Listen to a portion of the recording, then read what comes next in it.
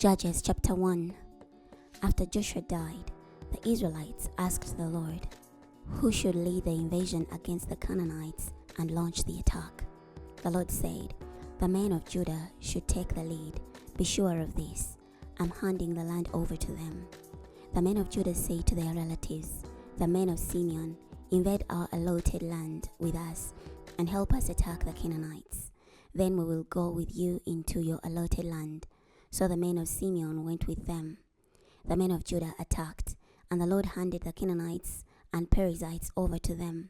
They killed 10,000 men at Bezek. They met Adon-Bezek at Bezek and fought him. They defeated the Canaanites and Perizzites. When Adon-Bezek ran away, they chased him and captured him. Then they cut off his thumbs and big toes. Adon-Bezek said, 70 kings with thumbs and big toes cut off used to lick up food scraps under my table. God has repaid me for what I did to them. They brought him to Jerusalem where he died. The men of Judah attacked Jerusalem and captured it. They put the sword to it and set the city on fire. Later the men of Judah went down to attack the Canaanites living in the hill country, the Negev, and the lowlands. The men of Judah attacked the Canaanites living in Hebron. Hebron used to be called Kiriath-Arba. They killed Sheshai, Ahiman, and Talmai. From there they attacked the people of Debar. Debar used to be called Kiriath-Sepher. Caleb said, to the man who attacks and captures Kiriath-Sepher, I will give my daughter Exa as a wife. When Othniel, son of Kenaz, Caleb's younger brother, captured it, Caleb gave him his daughter Aksa as a wife. One time Aksa came and charmed her father so she could ask him for some land. When she got down from her donkey, Caleb said to her, what would you like? She answered, please give me a special present. Since you have given me land in the Negev, now give me springs of water. So Caleb gave her both the upper and lower springs. Now the descendants of the Kenite, Moses' father-in-law, went up with the people of Judah from the city of date palm trees to Arad in the desert of Judah, located in the Negev. They went and lived with the people of Judah. The men of Judah went with their brothers and men of Simeon and defeated the Canaanites living in Zippath. They wiped out Zippath, so people now call the city Homer. The men of Judah captured Gaza, Ashkelon, Ekron, and the territory surrounding each of these cities. The Lord was with the men of Judah. They conquered the hill country, but they could not conquer the people living in the coastal plain, because they had chariots with iron-rimmed wheels. Caleb received Hebron just as Moses had promised.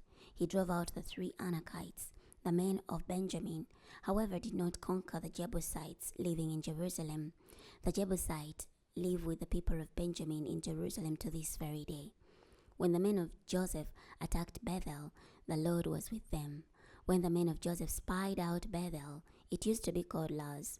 The spies spotted a man living in the city. They say to him, if you show us a secret entrance into the city, we will reward you. He showed them a secret entrance into the city, and they put the city to the sword, but they let the man and his extended family live safely. He moved to Hittite country and built a city. He named it Luz, and it has kept that name to this very day. The men of Manasseh did not conquer Beth-shan, Tanakh, all their surrounding towns, nor did they conquer the people living in Dor, Iblim, Megiddo, or their surrounding towns. The Canaanites managed to remain in those areas. Whenever Israel was strong militarily, they forced the Canaanites to do hard labor, but they never totally conquered them. The men of Ephraim did not conquer the Canaanites living in Gaza. The Canaanites lived among them in Gaza. The men of Zebulun did not conquer the people living in Kitron and Nahalol. The Canaanites lived among them and were forced to do hard labor.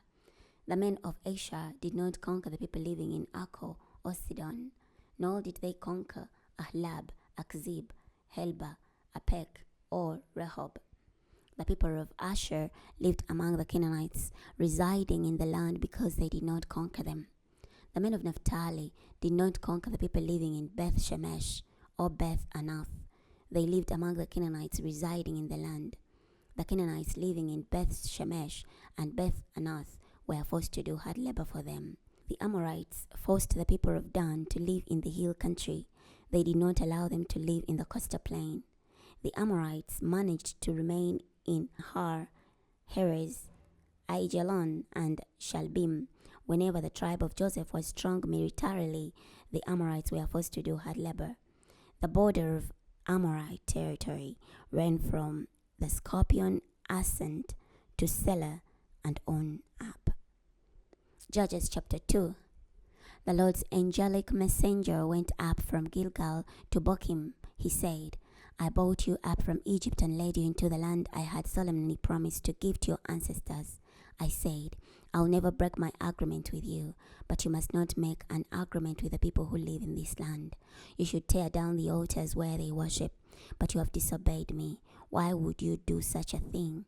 At that time, I also warned you, if you disobey, I will not drive out the Canaanites before you.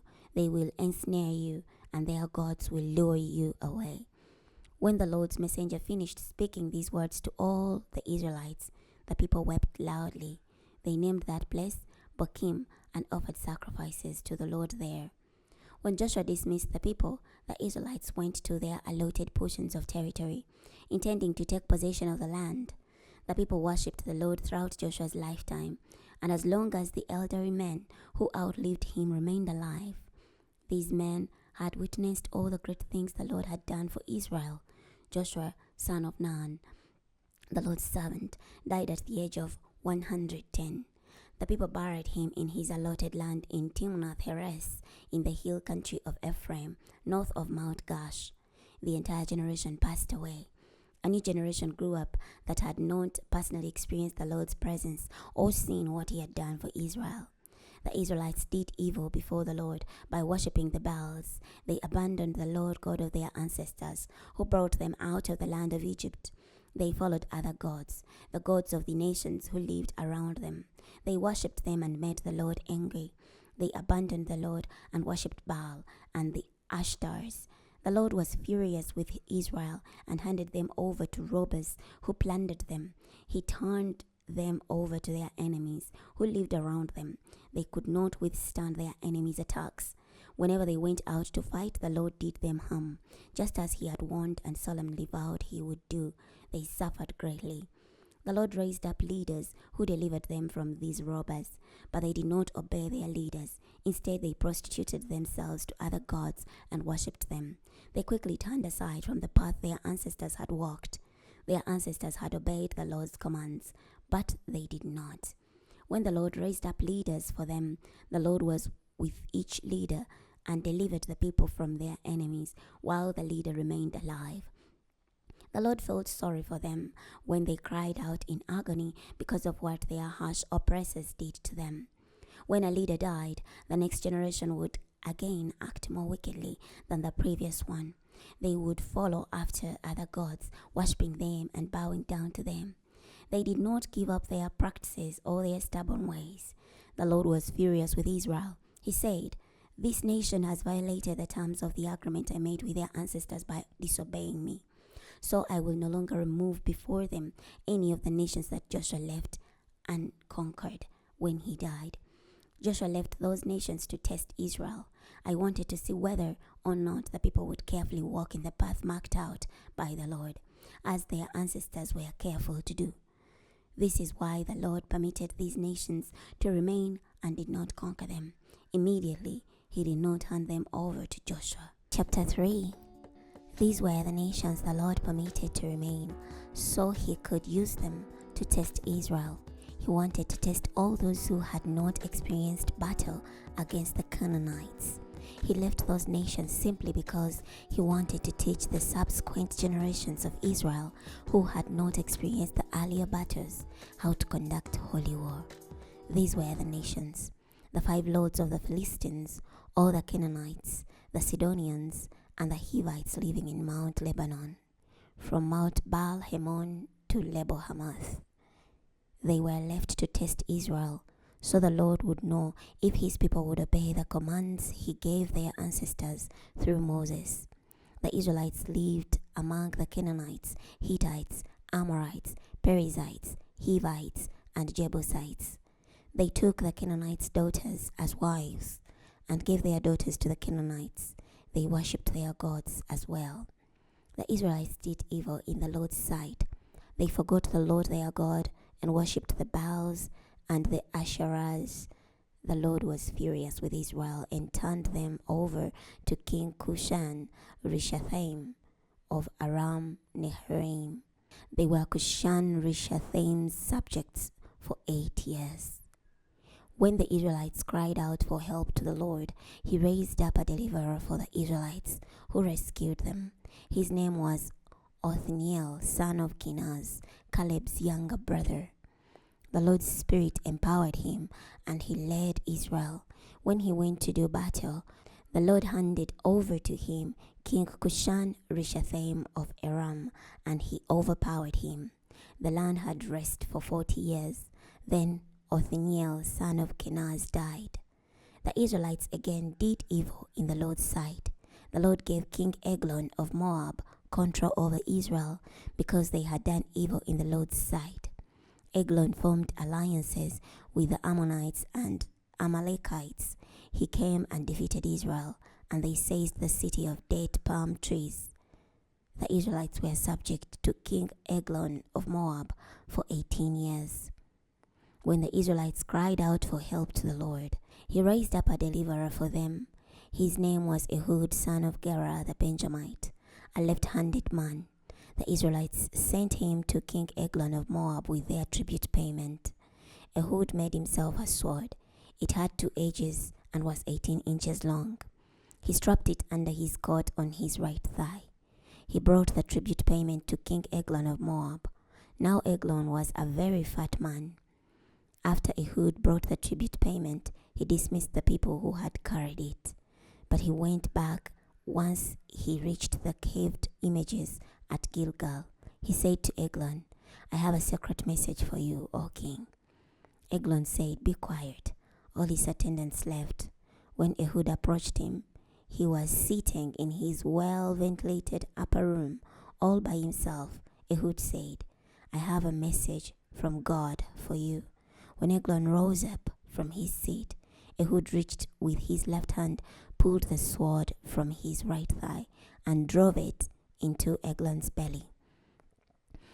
The handle went in after the blade, and the fat closed around the blade, for Ehud did not pull the sword out of his belly. As Ehud went out into the vestibule, he closed the doors of the upper room behind him and locked them. When Ehud had left, Eglon's servants came and saw the locked doors of the upper room. They said, "He must be relieving himself in the well-ventilated inner room."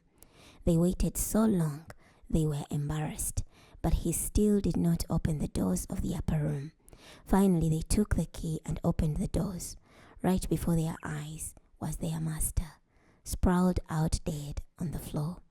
Now Ehud had escaped while they were delaying. When he passed the carved images, he escaped to Sierra. When he reached Sierra, he blew a trumpet in Ephraimite hill country. The Israelites went down with him from the hill country, with Ehud in the lead.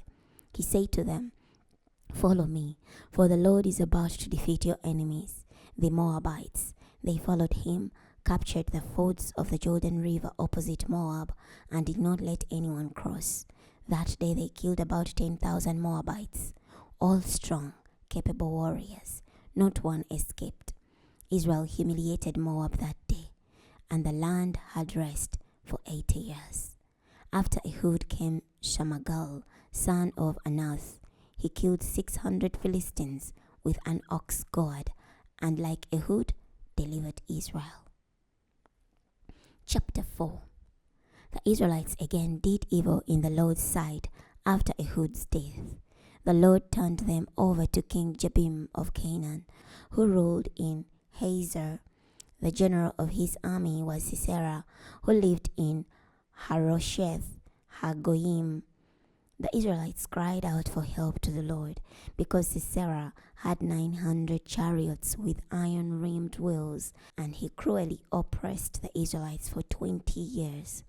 Now Deborah, a prophetess, wife of Lapidoth, was leading Israel at that time.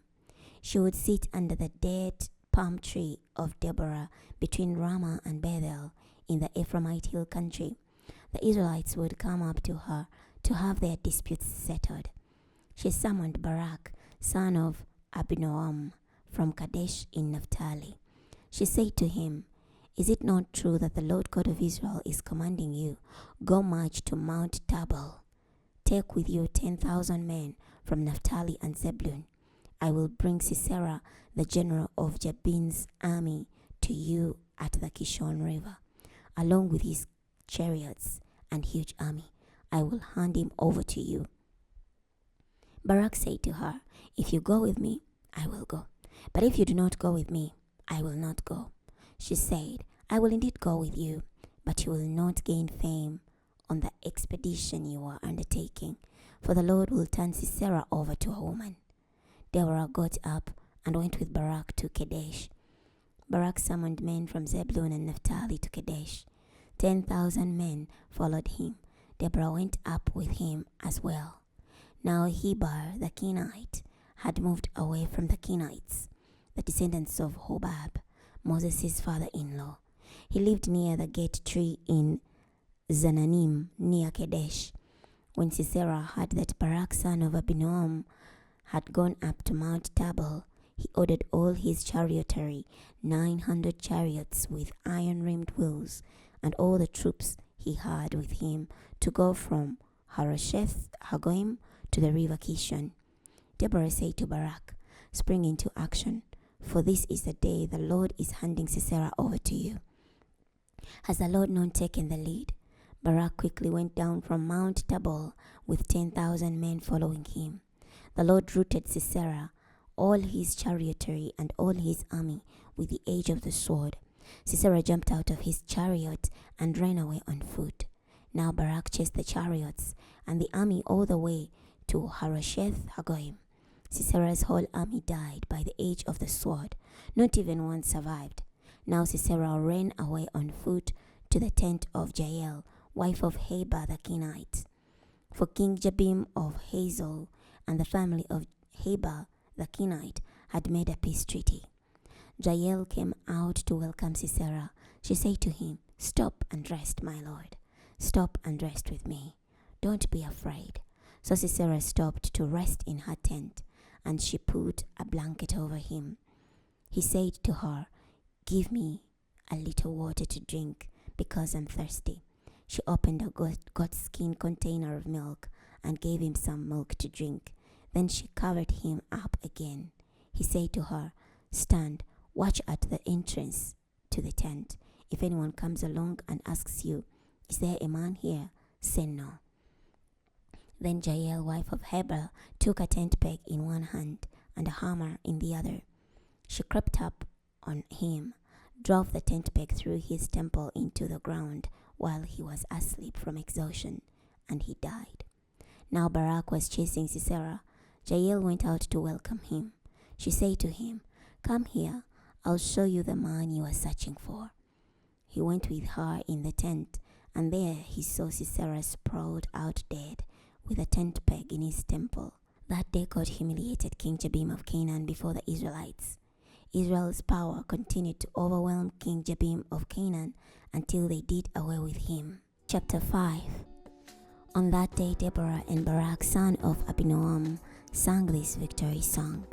When the leaders took the lead in Israel, when the people answered the call to war, praise the Lord. Hear, O kings, pay attention, O rulers. I will sing to the Lord. I will sing to the Lord God of Israel. O Lord, when you departed from Seir, when you marched from Edom's plains, the earth shook, the heavens poured down, the clouds poured down rain. The mountains trembled before the Lord, the God of Sinai, before the Lord God of Israel. In the days of Shamgal, son of Anath, in the days of Jael, caravans disappeared. Travelers had to go on winding side roads. Warriors were scarce. They were scarce in Israel, until you arose, Deborah, until you arose as a motherly protector in Israel. God chose new leaders. Then fighters appeared in the city gates.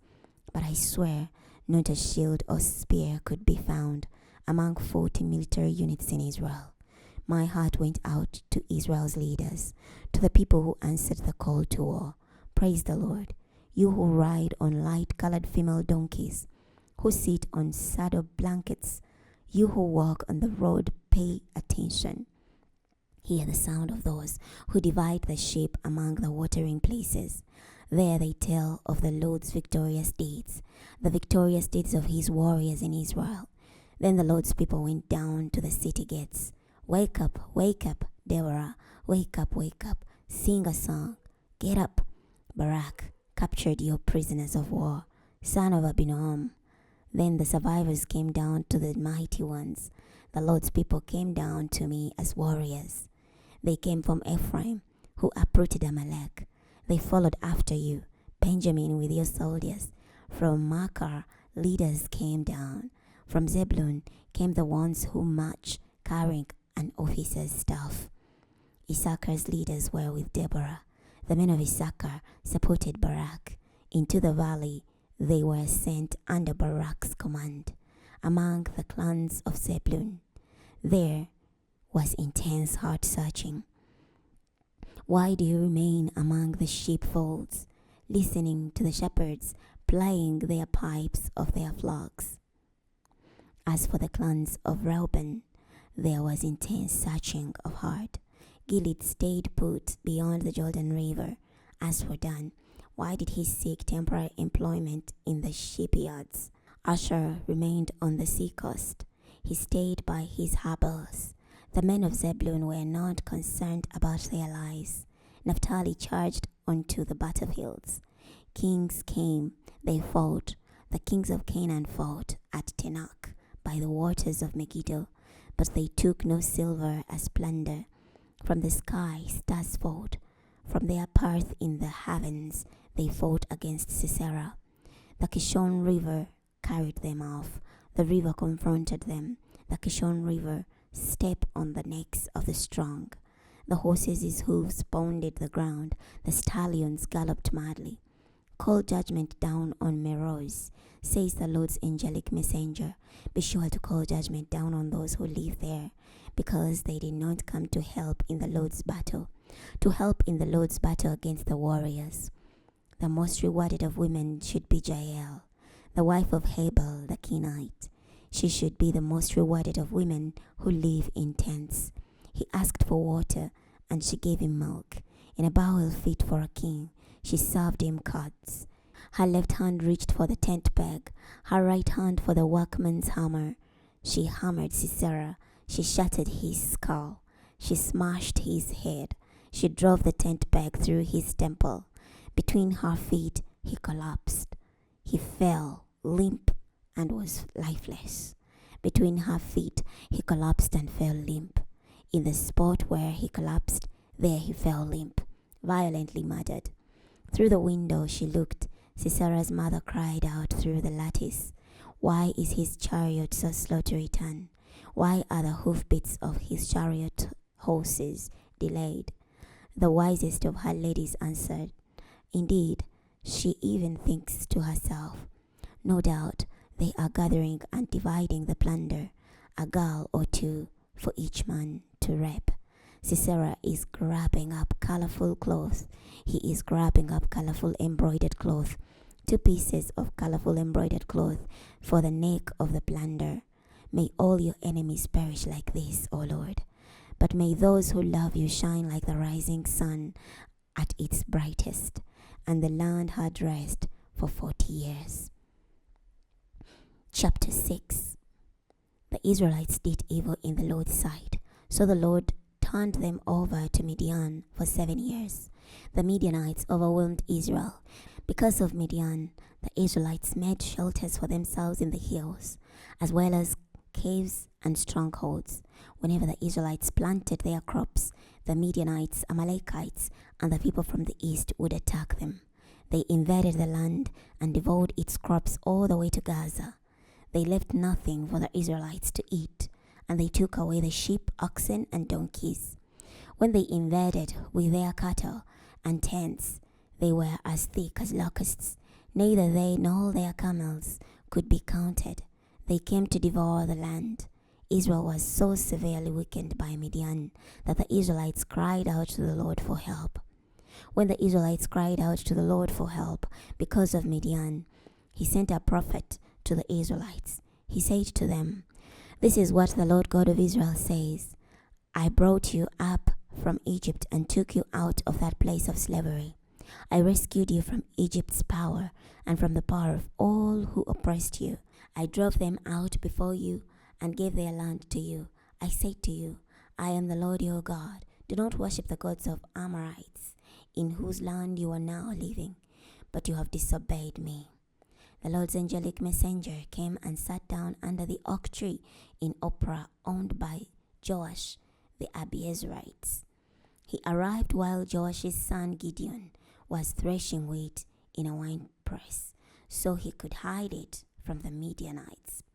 The Lord's messenger appeared and said to him, "The Lord is with you, courageous warrior." Gideon said to him, "Pardon me?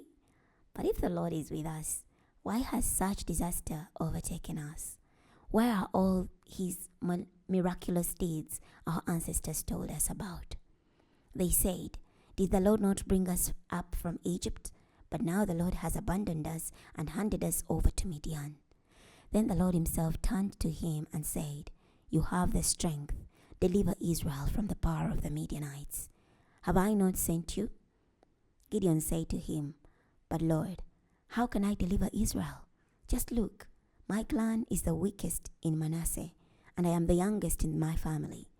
The Lord said to him, "But I will be with you.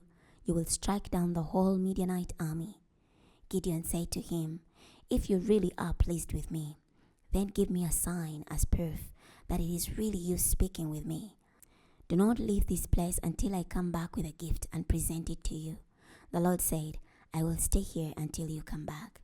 Gideon went and prepared a young goat along with unleavened bread made from an ephah of flour. He put the meat in a basket and the broth in a pot.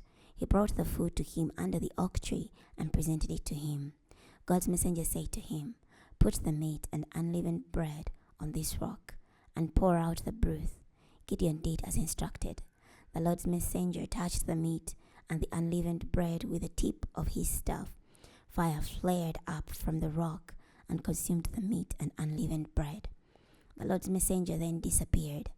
When Gideon realized that it was the Lord's messenger, he said, "Oh no, Master, Lord, I have seen the Lord's messenger face to face."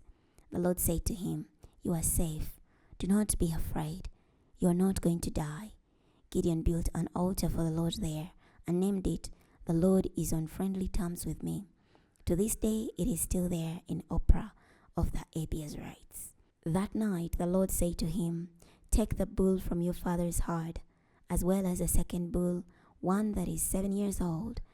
Pull down your father's Baal altar and cut down the nearby Asherah pole. Then build an altar for the Lord your God on the top of this stronghold according to the proper pattern. Take the second bull and offer it as a burnt sacrifice on the wood from the Asherah pole that you cut down." So Gideon took 10 of his servants and did just as the Lord had told him. He was too afraid of his father's family and the men of the city to do it in broad daylight, so he waited until night time. When the men of the city got up the next morning, they saw the Baal altar pulled down, the nearby Asherah pole cut down, and the second bull sacrificed on the newly built altar. They said to one another, "Who did this?" They investigated the matter thoroughly and concluded that Gideon, son of Joash, had done it. The men of the city said to Joash, "Bring out your son, so we can execute him." He pulled down the Baal altar and cut down the nearby Asherah pole. But Joash said to all those who confronted him, "Must you fight Baal's battles? Must you rescue him? Whoever takes up his cause will die by morning. If he really is God, let him fight his own battles. After all, it was his altar that was pulled down." That very day Gideon's father named him Jerubbaal, because he had said, "Let Baal fight with him," for it was his altar that was pulled down. All the Midianites, Amalekites, and the people from the east assembled. They crossed the Jordan River and camped in the Jezreel Valley. The Lord's Spirit took control of Gideon. He blew a trumpet, summoning the Israelites to follow him. He sent messengers throughout Manasseh and summoned them to follow him as well. He also sent messengers throughout Asher, Zebulun, and Naphtali, and they came up to meet him. Gideon said to God, "If you really intend to use me to deliver Israel as you promised, then give me a sign as proof. Look, I'm putting a wool fleece on the threshing floor. If there is dew only on the fleece, and the ground around it is dry, then I will be sure that you will use me to deliver Israel as you promised." The Lord did as he asked. When he got up the next morning, he squeezed the fleece, and enough dew dripped from it to fill a bowl. Gideon said to God, "Please do not get angry at me when I ask for just one more sign.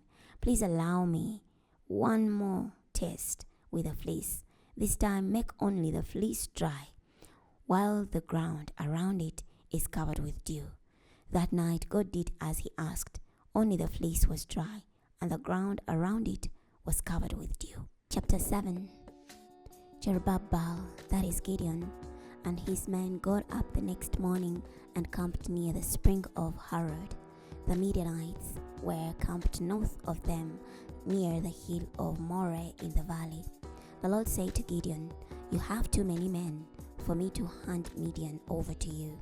Israel might brag, "Our own strength has delivered us." Now announce to the men, "Whoever is shaking with fear may turn around and leave Mount Gilead." 22,000 men went home. 10,000 remained. The Lord spoke to Gideon again. "There are still too many men. Bring them down to the water, and I will thin the ranks some more. When I say, 'This one should go with you,' pick him to go. When I say, 'This one should not go with you,' do not take him." So he brought the men down at the water. Then the Lord said to Gideon, "Separate those who lap the water as a dog laps from those who kneel to drink." 300 men lapped. The rest of the men knelt to drink water. The Lord said to Gideon, "With the 300 men who lapped, I will deliver the whole army, and I will hand Midian over to you. The rest of the men should go home." The men who were chosen took supplies and their trumpets. Gideon sent all the men of Israel back to their homes. He kept only 300 men. Now the Midianites were camped down below in the valley. That night the Lord said to Gideon, "Get up, attack the camp, for I am handing it over to you. But if you are afraid to attack, go down to the camp with Purah your servant and listen to what they are saying. Then you will be brave and attack the camp." So he went down with Purah his servant to where the sentries were guarding the camp. Now the Midianites, Amalekites, and the people from the east covered the valley like a swarm of locusts. Their camels could not be counted. They were as innumerable as the sand on the seashore. When Gideon arrived, he heard a man telling another man about a dream he had. The man said, "Look, I had a dream. I saw a stale cake of barley bread rolling into the Midianite camp. It hit a tent so hard it knocked it over and turned it upside down. The tent just collapsed." The other man said, "Without a doubt, this symbolizes the sword of Gideon, son of Joash, the Israelites. God is handing Midian and all the army over to him." When Gideon heard the report of the dream and its interpretation, he praised God. Then he went back to the Israelite camp and said, "Get up, for the Lord is handing the Midianite army over to you." He divided the 300 men into 3 units. He gave them all trumpets and empty jars with torches inside them. He said to them, "Watch me and do as I do. Watch closely. I'm going to the edge of the camp. Do as I do. When I and all who are with me blow our trumpets, you also blow your trumpets all around the camp. Then say, 'For the Lord and for Gideon.'"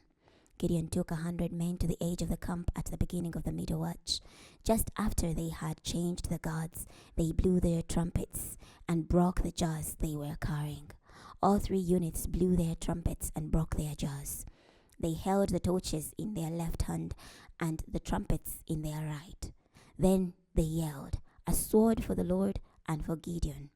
They stood in order all around the camp. The whole army ran away. They shouted as they scrambled away.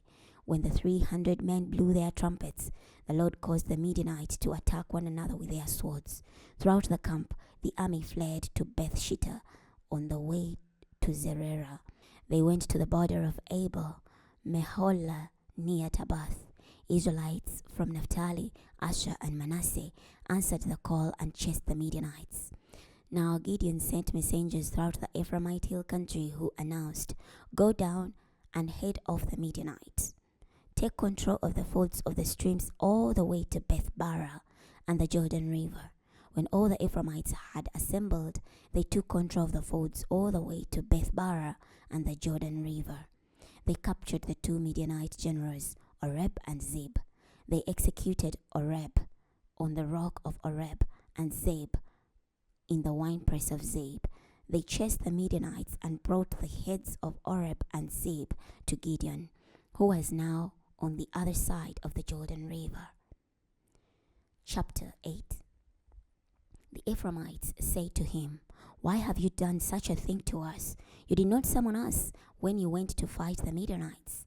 They argued vehemently with him. He said to them, "Now, what have I accomplished compared to you? Even Ephraim's leftover crops are better quality than Abiezer's harvest. It was to you that God handed over the Midianite generals, Oreb and Zeb. What did I accomplish to rival that?" When he said this, they calmed down. Now Gideon and his 300 men had crossed over the Jordan River, and even though they were exhausted, they were still chasing the Midianites. He said to the men of Succoth, "Give some loaves of bread to the men who are following me, because they are exhausted. I'm chasing Zebah and Zalmunna, the kings of Midian." The officials of Succoth said, "You have not yet overpowered Zebah and Zalmunna, so why should we give bread to your army?" Gideon said, "Since you will not help, after the Lord hands Zebah and Zalmunna over to me, I will thresh your skin with desert thorns and briars." He went up from there to Penuel and made the same request. The men of Penuel responded the same way the men of Succoth had. He also threatened the men of Penuel, warning, "When I return victoriously, I will tear down this tower." Now Zebah and Zalmunna were in Karkor with their armies. There were about 15,000 survivors from the army of the eastern peoples. 120,000 sword-wielding soldiers had been killed. Gideon went up the road of the nomads east of Nobah and Jogbehah and ambushed the surprised army. When Zebah and Zalmunna ran away, Gideon chased them and captured the two Midianite kings, Zebah and Zalmunna. He had surprised their entire army. Gideon, son of Joash, returned from the battle by the pass of Heres. He captured a young man from Succoth and interrogated him. The young man wrote down for him the names of Succoth's officials and city leaders, 77 men in all. He approached the men of Succoth and said, "Look what I have. Zebah and Zalmunna, you insulted me, saying, 'You have not yet overpowered Zebah and Zalmunna, so why should we give bread to your exhausted men?'" He seized the leaders of the city, along with some desert thorns and briars. He then threshed the men of Succoth with them. He also tore down the tower of Penuel and executed the city's men. He said to Zebah and Zalmunna, "Describe for me the men you killed at Tabor." They said, "They were like you. Each one looked like a king's son." He said, "They were my brothers, the sons of my mother. I swear, as surely as the Lord is alive, if you had let them live, I would not kill you." He ordered Jether, his firstborn son, "Come on, kill them." But Jether was too afraid to draw his sword because he was still young. Zebah and Zalmunna said to Gideon, "Come on, you strike us, for a man is judged by his strength." So Gideon killed Zebah and Zalmunna, and he took the crescent-shaped ornaments which were on the necks of their camels. The men of Israel said to Gideon, "Rule over us, you, your son, and your grandson, for you have delivered us from Midian's power." Gideon said to them, "I will not rule over you, nor will my son rule over you. The Lord will rule over you." Gideon continued, "I would like to make one request. Each of you give me an earring from the plunder you have taken." The Midianites had gold earrings because they were Ishmaelites. They said, "We are happy to give you earrings." So they spread out a garment, and each one threw an earring from his plunder onto it. The total weight of the gold earrings, he requested, came to 1,700 gold shekels. This was in addition to the crescent-shaped ornaments, jewelry, purple clothing worn by the Midianite kings, and the necklaces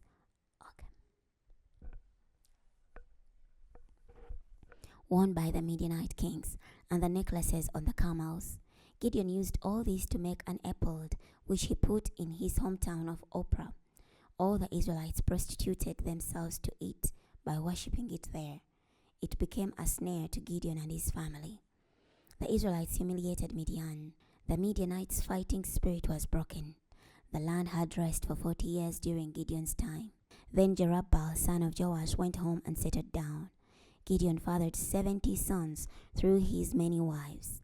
His concubine, who lived in Shechem, also gave him a son, whom he named Abimelech. Gideon, son of Joash, died at a very old age and was buried in the tomb of his father Joash, located in Ophrah of the Abiezrites. After Gideon died, the Israelites again prostituted themselves to the Baals. They made Baal-berith their god. The Israelites did not remain true to the Lord their God, who had delivered them from all the enemies who lived around them. They did not treat the family of Jerubbaal, that is Gideon, fairly in return for all the good he had done for Israel. Chapter 9. Now Abimelech, son of Jerubbaal, went to Shechem to see his mother's relatives. He said to them and to his mother's entire extended family, "Tell all the leaders of Shechem this. Why would you want to have 70 men, all Jerubbaal's sons, ruling over you, when you can have just one ruler? Recall that I am your own flesh and blood." His mother's relatives spoke on his behalf to all the leaders of Shechem and reported his proposal. The leaders were drawn to Abimelech. They said, "He is our close relative." They paid him 70 silver shekels out of the temple of Baal-berith.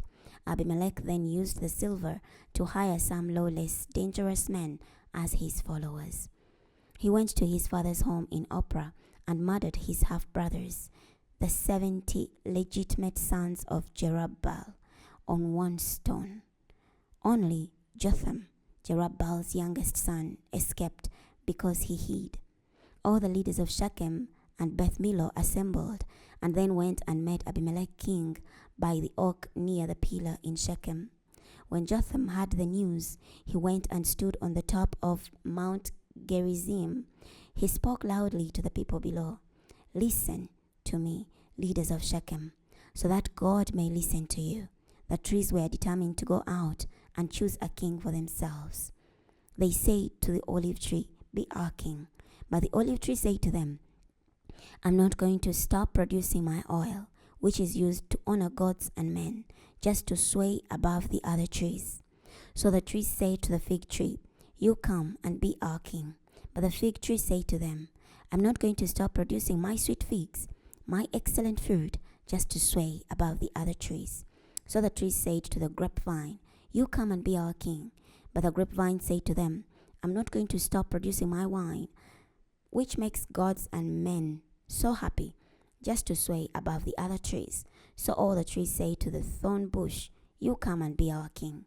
The thorn bush say to the trees, "If you really want to choose me as your king, then come along, find safety under my branches. Otherwise, may fire blaze from the thorn bush and consume the cedars of Lebanon."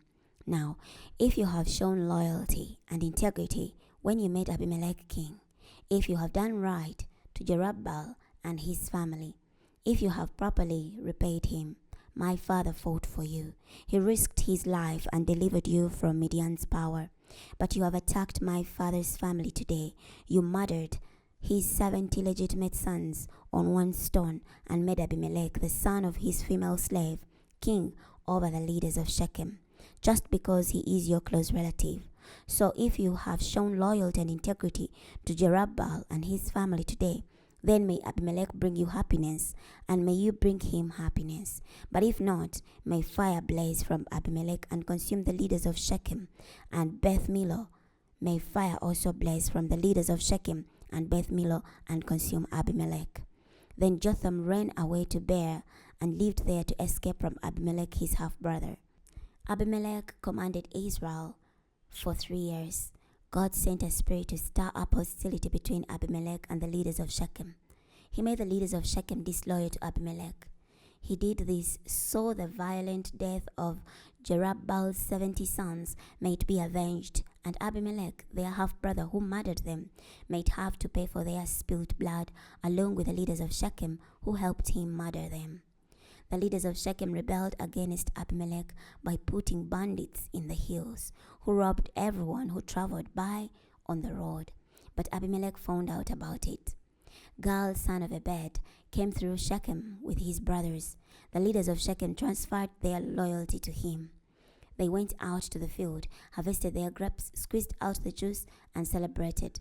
They came to the temple of their God and ate, drank, and cursed Abimelech. Gaal, son of Ebed, said, "Who is Abimelech and who is Shechem, that we should serve him? Is he not the son of Jerubbal? And is not Zebul the deputy he appointed?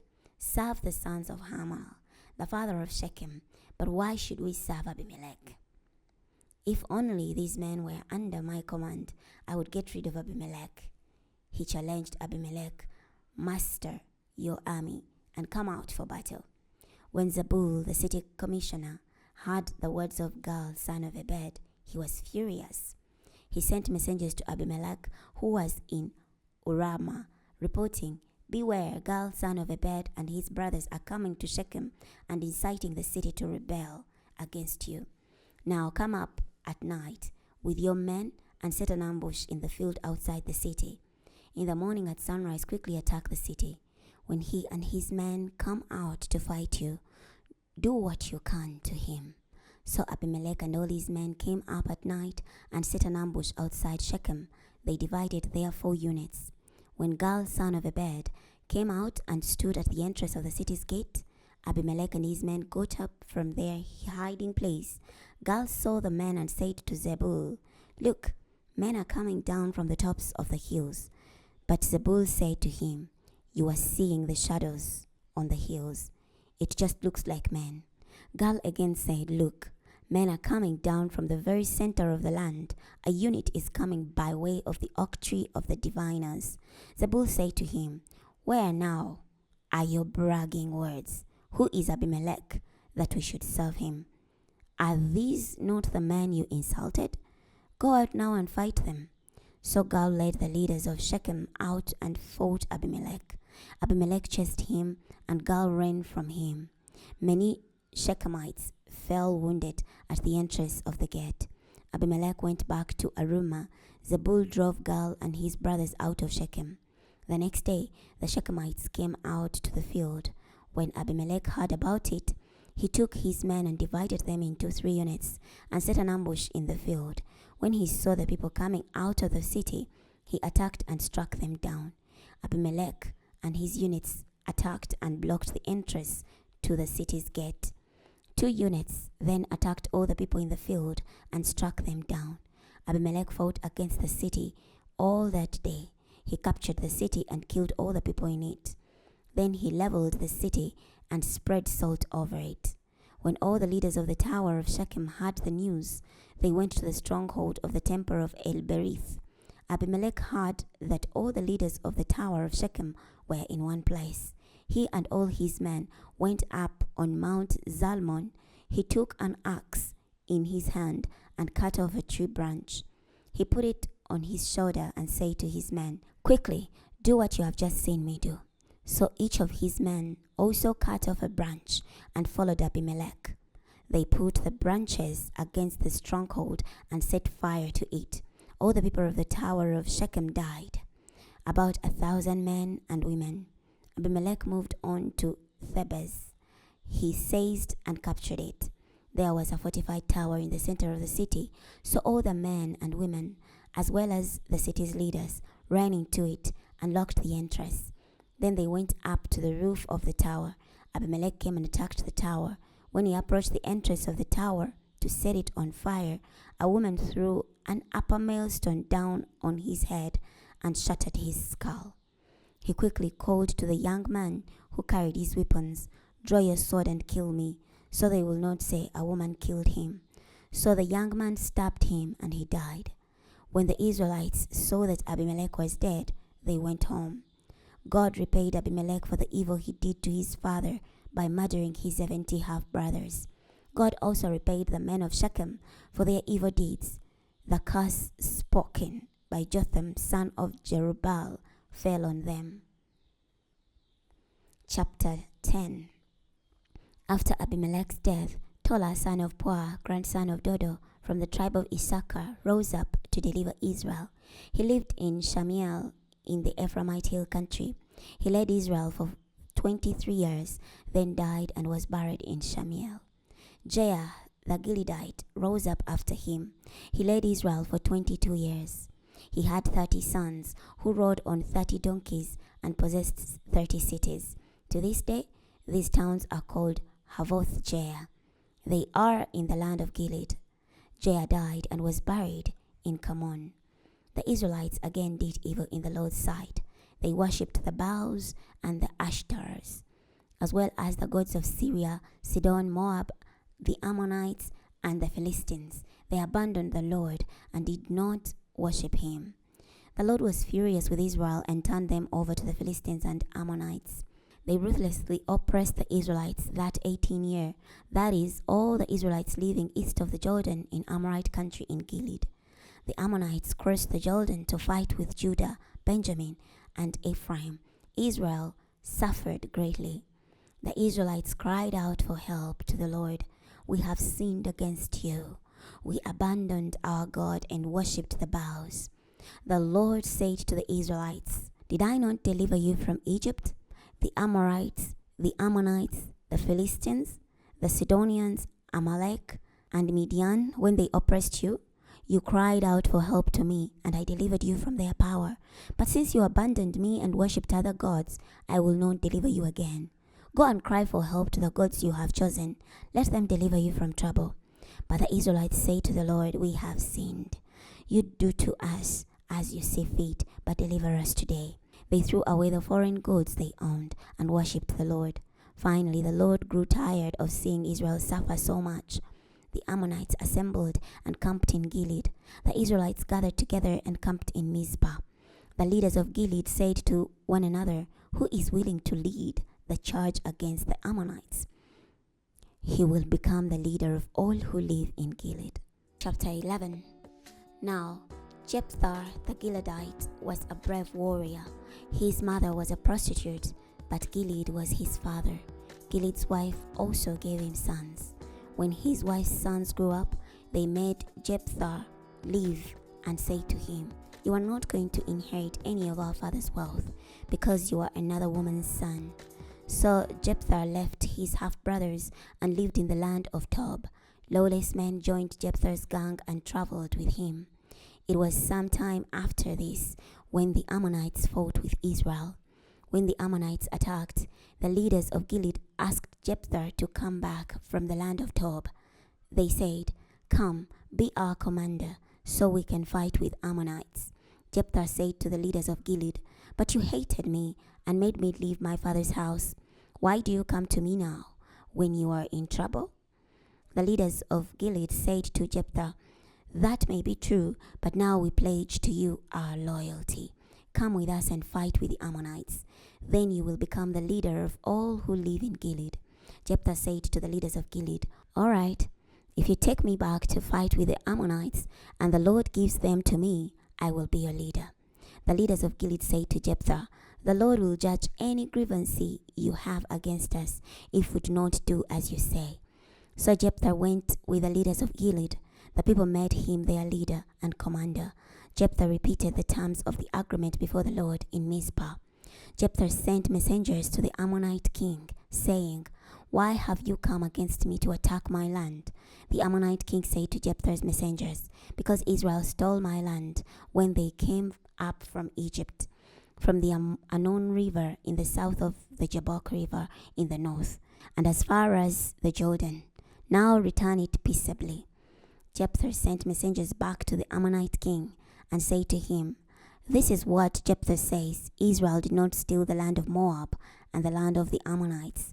When they left Egypt, Israel traveled through the desert as far as the Red Sea and then came to Kadesh. Israel sent messengers to the king of Edom, saying, "Please allow us to pass through your land." But the king of Edom rejected the request. Israel sent the same request to the king of Moab, but he was unwilling to cooperate. So Israel stayed at Kadesh. Then Israel went through the desert and bypassed the land of Edom and the land of Moab. They traveled east of the land of Moab and camped on the other side of the Arnon River. They did not go through Moabite territory. The Arnon was Moab's border.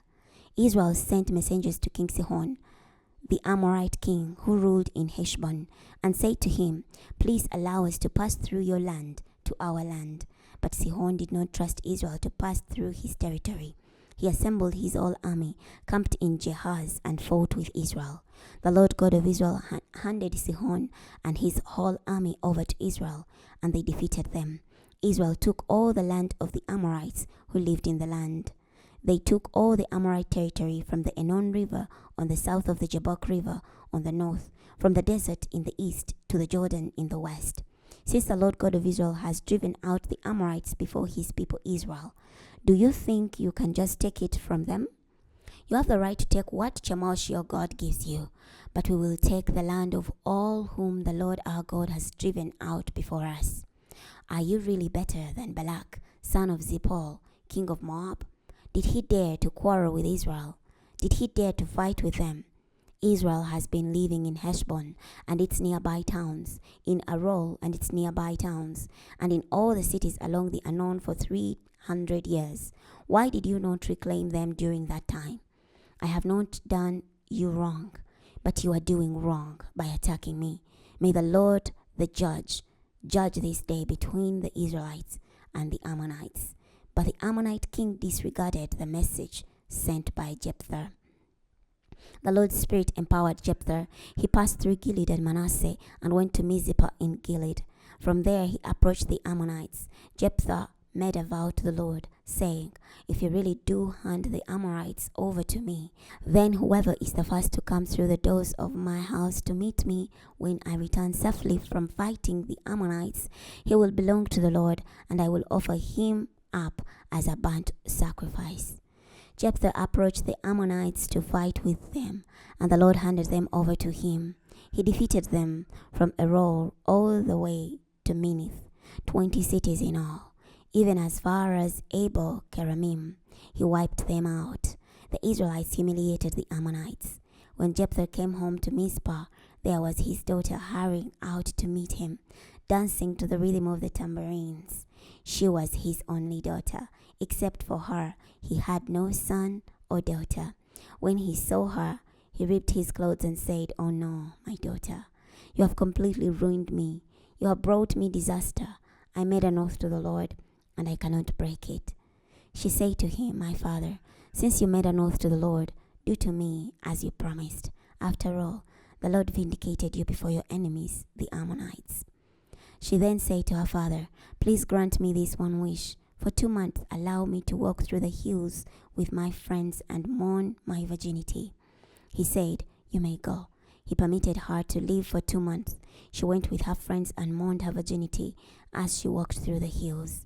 After 2 months, she returned to her father, and he did to her as he had vowed. She died a virgin. Her tragic death gave rise to a custom in Israel. Every year, Israelite women commemorate the daughter of Jephthah the Gileadite for 4 days. Chapter 12. The Ephraimite assembled and crossed over to Saphon. They say to Jephthah, "Why did you go and fight with the Amorites without asking us to go with you? We will burn your house down right over you." Jephthah said to them, "My people and I were entangled in controversy with the Ammonite. I asked for your help, but you did not deliver me from their power. When I saw that you were not going to help, I risked my life and advanced against the Ammonites, and the Lord handed them over to me. Why have you come up to fight with me today?" Jephthah assembled all the men of Gilead, and they fought with Ephraim. The men of Gilead defeated Ephraim, because the Ephraimites insulted them, saying, "You Gileadites are refugees in Ephraim, living within Ephraim's and Manasseh's territory." The Gileadites captured the fords of the Jordan River opposite Ephraim. Whenever an Ephraimite fugitive said, "Let me cross over," the men of Gilead asked him, "Are you an Ephraimite?" If he said, "No," then they said to him, "Say, Shibboleth." If he said, "Sibboleth," and could not pronounce the word correctly, they grabbed him and executed him right there at the ford of the Jordan. On that day, 42,000 Ephraimites fell dead. Jephthah led Israel for 6 years. Then he died and was buried in his city in Gilead. After him, Ibzan of Bethlehem led Israel. He had 30 sons. He arranged for 30 of his daughters to be married outside his extended family, and he arranged for 30 young women to be brought from outside as wives for his sons. Ibzan led Israel for 7 years. Then he died and was buried in Bethlehem. After him, Elon the Zebulunite led Israel for 10 years. Then Elon the Zebulunite died and was buried in Ajalon in the land of Zebulun. After him, Abdon, son of Hillel the Parathonite, led Israel. He had 40 sons and 30 grandsons who rode on 70 donkeys. He led Israel for 8 years. Then Abdon, son of Hillel the Pirathonite, died and was buried in Pirathon in the land of Ephraim, in the hill country of the Amalekites. Chapter 13. The Israelites again did evil in the Lord's sight, so the Lord handed them over to the Philistines for 40 years. There was a man named Manoah from Zorah, from the Danite tribe. His wife was infertile and childless. The Lord's angelic messenger appeared to the woman and said to her, "You are infertile and childless, but you will conceive and have a son. Now be careful, do not drink wine or beer, and do not eat any food that will make you ritually unclean. Look, you will conceive and have a son. You must never cut his hair, for the child will be dedicated to God from birth. He will begin to deliver Israel from the power of the Philistines." The woman went and said to her husband, "A man sent from God came to me. He looked like God's angelic messenger. He was very awesome. I did not ask him where he came from, and he did not tell me his name. He said to me, 'Look, you will conceive and have a son. So now, do not drink wine or beer, and do not eat any food that will make you ritually unclean, for the child will be dedicated to God from birth till the day he dies.'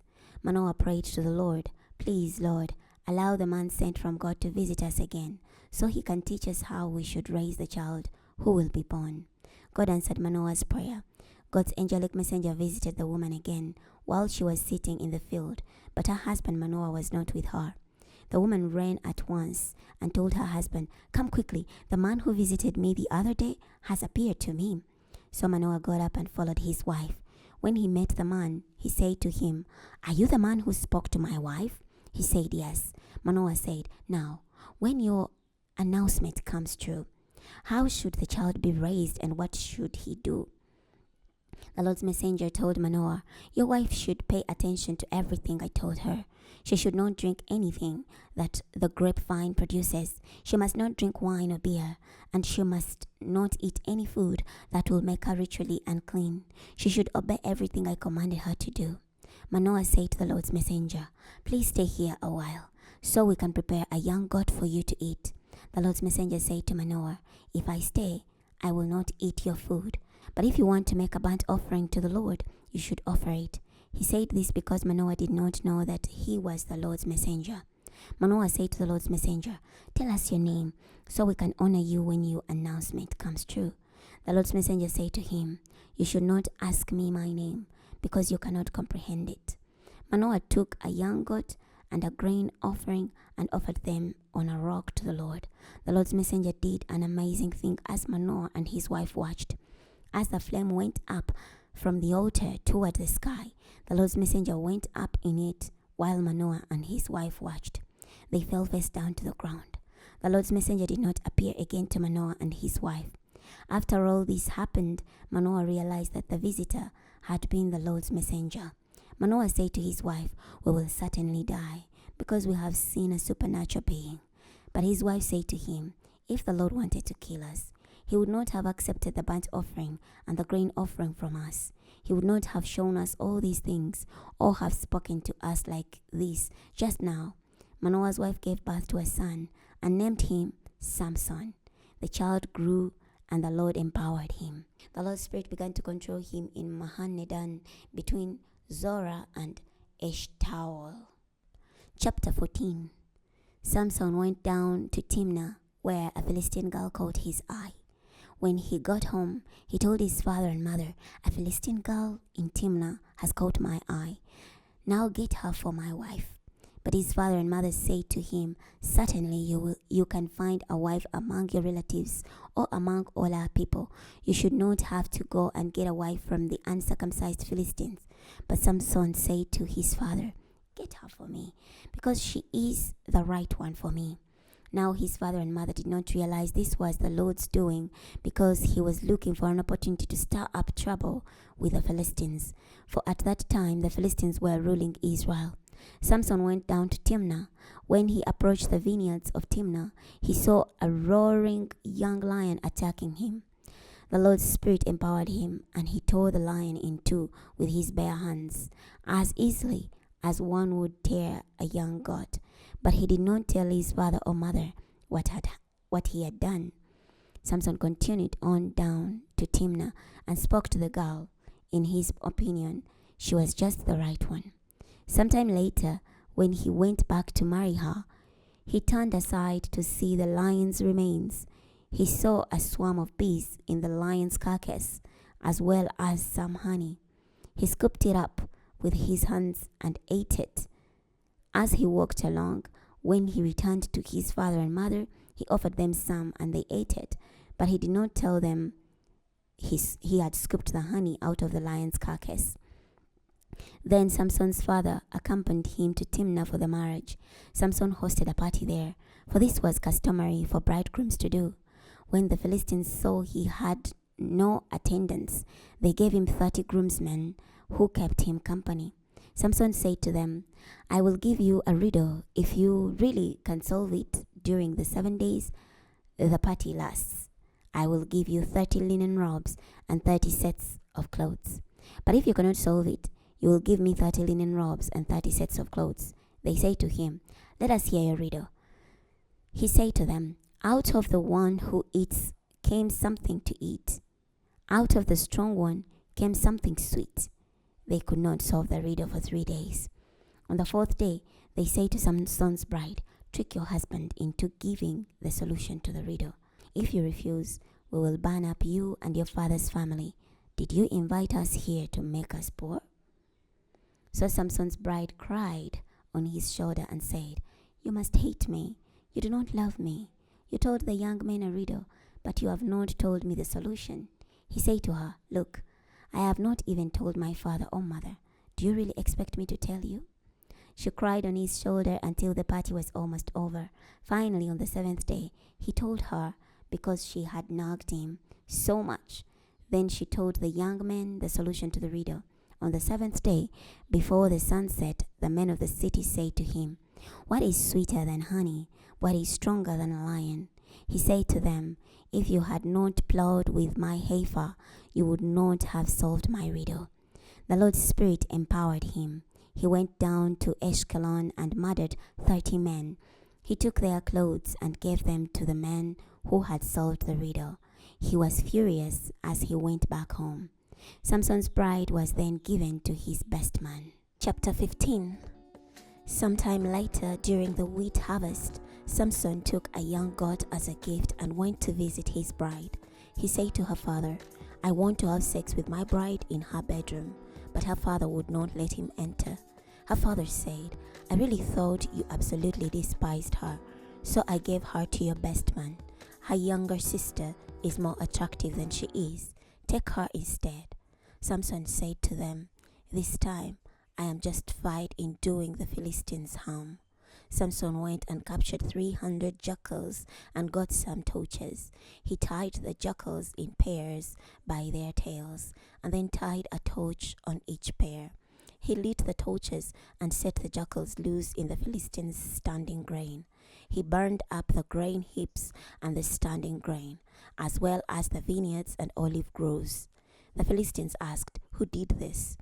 They were told, "Samson, the Timnite's son-in-law," because the Timnite took Samson's bride and gave her to his best friend. So the Philistines went up and burned her and her father.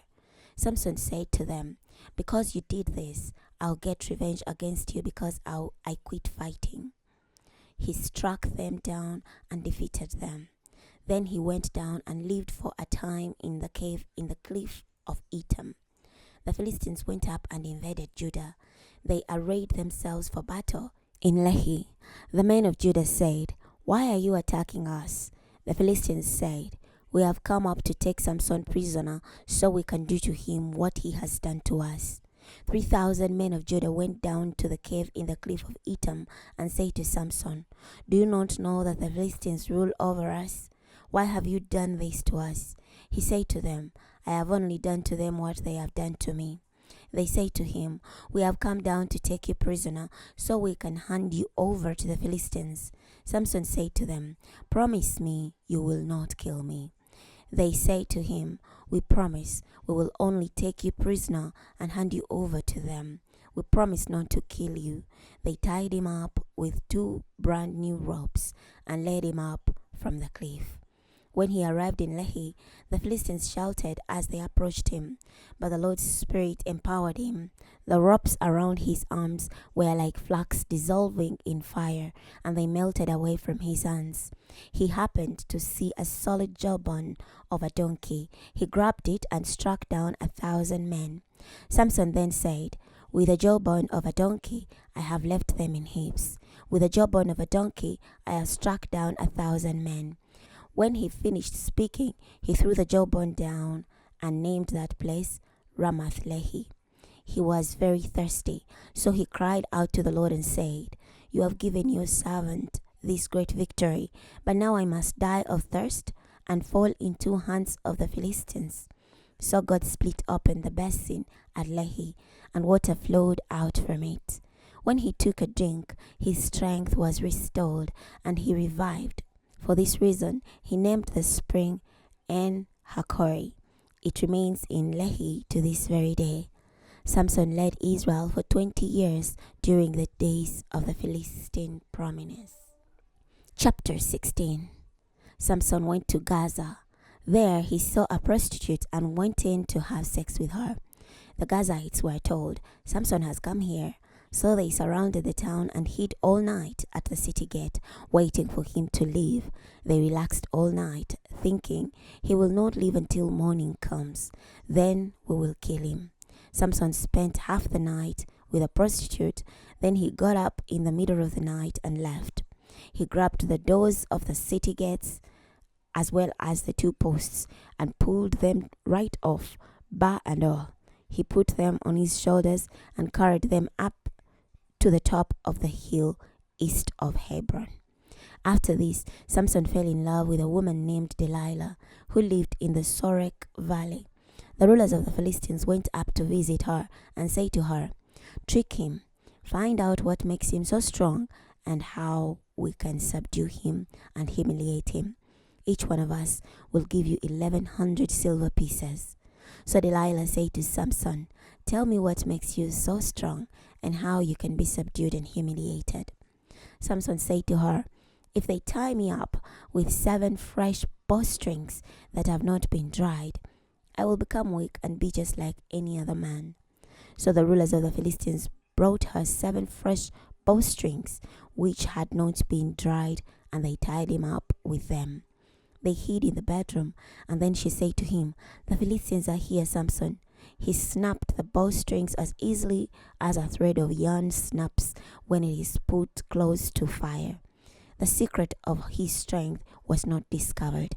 Delilah said to Samson, "Look, you deceived me and told me lies. Now tell me how you can be subdued." He said to her, "If they tie me tightly with brand new ropes that have never been used, I will become weak and be just like any other man." So Delilah took new ropes and tied him with them and said to him, "The Philistines are here, Samson." The Philistines were hiding in the bedroom, but he tore the ropes from his arms as if they were a piece of thread. Delilah said to Samson, "Up to now, you have deceived me and told me lies. Tell me how you can be subdued." He said to her, "If you weave the 7 braids of my hair into the fabric on the loom and secure it with a pin. I will become weak and be like any other man." So she made him go to sleep, wove the 7 braids of his hair into the fabric on the loom, fastened it with a pin, and said to him, "The Philistines are here, Samson." He woke up and tore away the pin of the loom and the fabric. She said to him, "How can you say I love you when you will not share your secret with me? 3 times you have deceived me and have not told me what makes you so strong." She nagged him every day and pressured him until he was sick to death of it. Finally, he told her his secret. He said to her, "My hair has never been cut, for I have been dedicated to God from the time I was conceived. If my head were shaved, my strength would leave me. I would become weak and be just like all other men." When Delilah saw that